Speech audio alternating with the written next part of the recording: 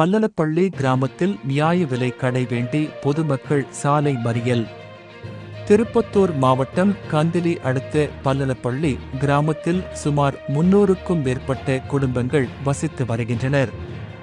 மேலும் இப்பகுதி மக்கள் நியாய விலை கடைக்கு செல்ல சுமார் 5 கிலோமீட்டர் அளவிற்கு சென்று வரவேண்டிய நிலைமை உள்ளது எனவும், மேலும் நியாய விலை கடை அமைக்க வேண்டும் என அப்பகுதி மக்கள் சுமார் 6 மாத காலமாக மனு கொடுத்து வந்ததாக தெரிகிறது.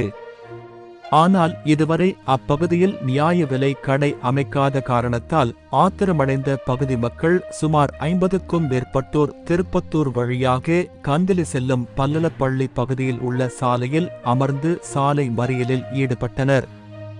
இதனை அறிந்த கந்திலி போலீசார் சம்பவ இடத்துக்கு விரைந்து வந்து இதுகுறித்து நடவடிக்கை எடுக்கப்படும் என்று கூறியதன் பேரில் அனைவரும் கலைந்து சென்றனர்.